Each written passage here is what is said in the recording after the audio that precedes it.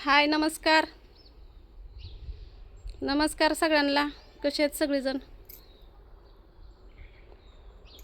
तुम्ही सगळेजण तर चांगलेच असतान, पण माझ्या सुख दुःखामध्ये सहभागी होता मला चांगलं वाटतं. तुमच्या संग बोलायला माझं तुमच्या पुढं गुराळ गायला पण चांगलं वाटतं, कारण तुम्ही ऐकून घेता. काय काय जण तर ऐकायसाठी माझी का नाही एवढी आतुरतेनं वाट बघत असते ते, है का नाही? तर मला 1-2 कमेंट्स आल्या होत्या की राधाताई घर स्वच्छ ठेवते, पण काय काय जणांना दिसत नव्हतं ना मी घर स्वच्छ ठेवते नाही ठेवते. मला लय नावं ठेवायचे की काम करत नाही, काय नाही, सारखे मोबाईल घेऊनच असते. पण मी घरातले कधी व्हिडिओ तुम्हाला दाखवत नाही, किंवा काम करताना बी दाखवलं नाही, आणि काय काय काम केलं ते पण दाखवलं नाही. त्याच्यामुळं त्यांचे गैरसमज होत असतात. जाऊ द्या, माझ्या वाईटावर जे आहे ते मला माझ्यासाठी माझ्याबरोबर बोलतात, मला बोलतात. आता काय समोरासमोर तर कोण बोलत नाही, कारण समोरासमोर बोलायसाठी तर हिंमत पण लागते, बरोबर आहे का नाही? त्यांच्यात हिंमत नाही म्हणून कमेंट्समध्ये बोलतात. आता तुम्ही म्हणसान की तुला समोर बोलायला काय आम्हाला तेवढंच कामधंदा आहे का, किंवा आमचं कामधंदा सोडून या हो का सरोड केवढा आहे काय बया, अंगावर आला असता माझ्या. हो का इथं कपडे वाळाय घातले, ते सगळे पोरांच्या शाळेचे कपडे हे धुतलेले आहे, ते दिसले का? तिकडं पण धुतलेलीच आहे ते. हे बघा, नवरा दारुड्या असो नाहीतर नोकरदार असो, कसा पण असो, आपण चांगली जिंदगी जगलं पाहिजे, आहे का नाही? मग हे असलं आहे ते तसलं आहे, मला हे काय होईल आणि ते काय होईल. मी ह्या गोष्टींचा लय विचार केला होता, म्हणून व्यवस्थित राहत नव्हती, चांगलं वांगळ खात नव्हती, दवाखाना पाणी करत नव्हती, सारखी मरायला लागल्यावर रोग्यावाने राहत होते. पण आता नाही, आता मी ठरवलं की कुणासाठी जगायचं नाही. लोक भुकतात ना तसंच भुकून द्यायचं त्यांना, आणि आपल्या मर्जीनं आपलं स्वतंत्र आहे ना, तर आपल्या स्वातंत्र्यात म्हणजे आपल्याला जे स्वातंत्र्य भेटलेलं आहे ना, त्या स्वातंत्र्यामध्ये स्वतंत्रच जगायचं. कुणाच्या बंधनात नाही राहायचं, कुणाच्या गुलामगिरीत नाही राहायचं, कुणाच्या म्हणण्यामध्ये पण नाही राहायचं. का की लोक जर आपल्याला काय बोलले तर आपण तसं होतो का? नाही होत. त्याच्यामुळं तसं राहायचं नाही.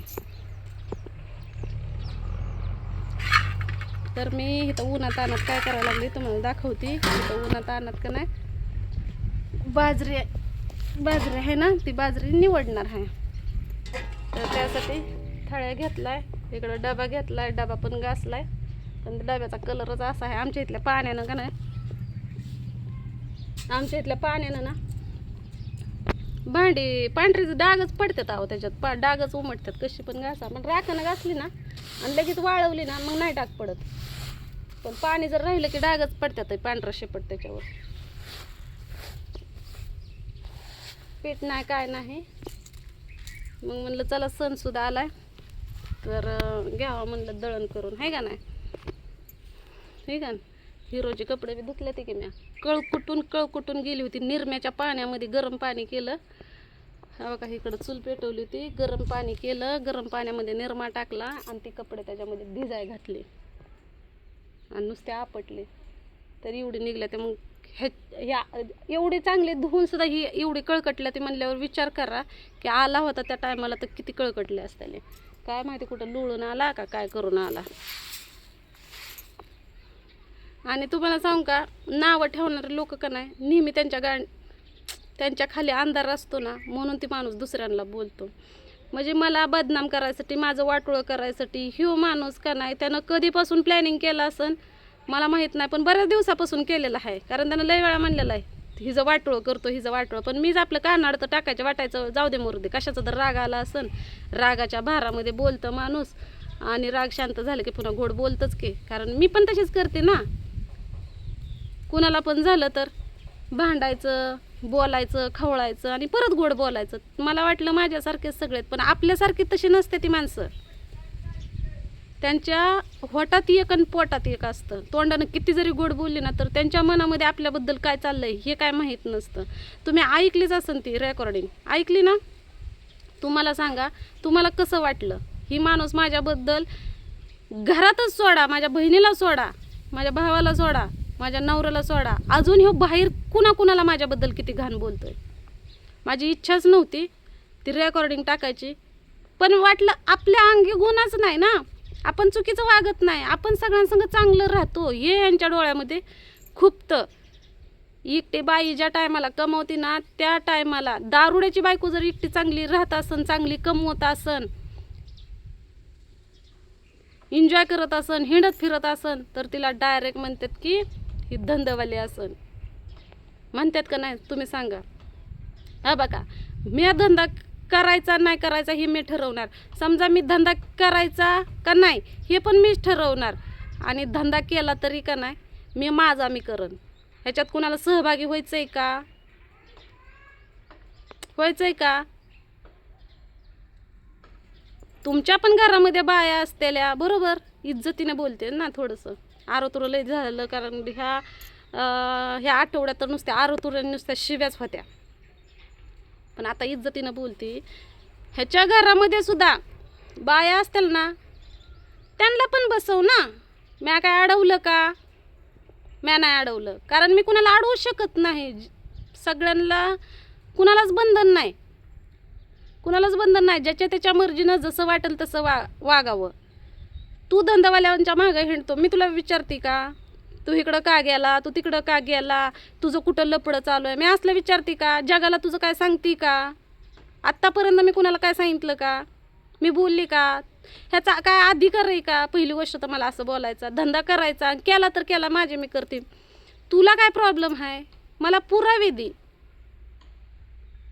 ह्यो एकदा सोडून 100 वेळा तर म्हणलाय की ही धंदावाली आहे, ही धंदावाली आहे, ही धंदावाली आहे. तू पण कर धंदा.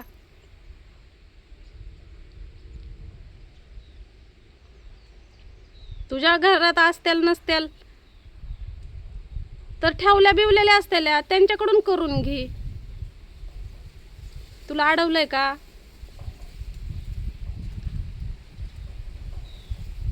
त्याला तर कळलं असेल ना, हे रेकॉर्डिंग ऐकून त्याला तर कळलं असेल की आपण बोललोय.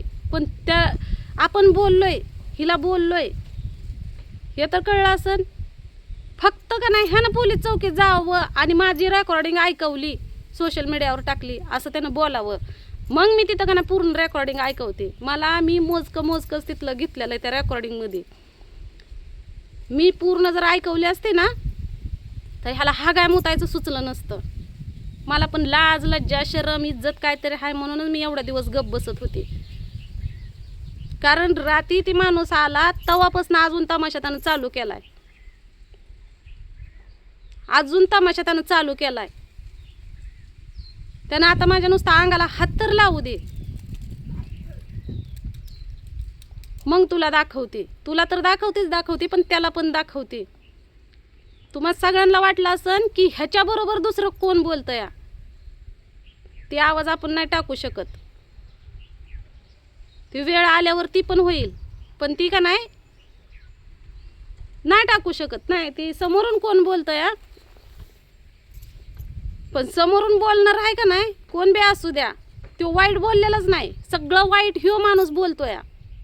म्हणून मी ह्याची रेकॉर्डिंग का नाही ऐकवली तुम्हाला. तुम्हाला वाटत होतं ना की असा कोण माणूसच नाही, तुझ्या नवऱ्याला का फुगवतेल, हे का करतेल, तुला का हाकलून तुलाच घरी थांबू वाटत नाही, तुलाच राहू वाटत नाही. हे अशी माणसं असते, ते दारुड्याला निमित्तच लागतं, नुसतं निमित्त लागतं. आणि त्याच्यामुळे ते तसा त्रास देते. ते जायचंच म्हणलं तर मला कोण अडवणार आहे का? धंदा करायचाच म्हणलं तर मला कोण अडवणार आहे का? माझ्या मर्जीनं मी करल ना, मला करायचंच म्हणल्यावर. ह्या असल्या नासक्यांना म्हणावं मी धंदा करावं. तुझ्या जिंदगीवर धंद्यावाल्या बायांचंच खातो, धंदावाल्या बायांच्या नादाला लागतो, त्यांच्या मागं हिंडतो फिरतो आणि दुसऱ्यांच्या संसारामध्ये धंदावाल्या म्हणतो. तू किती धंदावाल्या घेऊन हिंडतोय त्या धंदावाल्यांचं बघ ना, का त्यांना नवरं नाही तर काय? बरोबर त्यांना नवरं येतं, पण तू हे आहे ना सामील सहभागी, त्याच्यामुळे त्या पतिवर्ता त्या तुझ्या संग येतात म्हणल्यावर ते पतिवर्ता. आम्ही येत नाही तुझ्या संग म्हणून आम्ही धंदावालं. तुझं बी बरोबर आहे. वागा, तुझा बी नादच पुरा करते. तू माझं वाटोळं करतो म्हणलाय ना, कर वाटोळं. आता विषय आला माझ्या भावाचा, आता त्याचं पण गुणगान तुम्हाला सांगते. तो काय काय बोललाय ते तुम्हाला पण दाखवते. असली सक्की मेलेली बरी, जिवंत नाही राहिलेली बरी. नाहीतर असल्या नासक्या माणसांच्या मध्ये मला जर जन्म दिला ना तर मला मरावं वाटतं या. पुढचा जन्म तर असला दलिंदर माणसांच्या तर नासक्या माणसांच्या तर देवानं मला घालूच नाही. एखाद्या डुकराच्या नाही तर डुकराच्याच जन्माला घातलेलं बरं, कुत्र्याच्या बी नग, नाही तर मला जन्मच नग.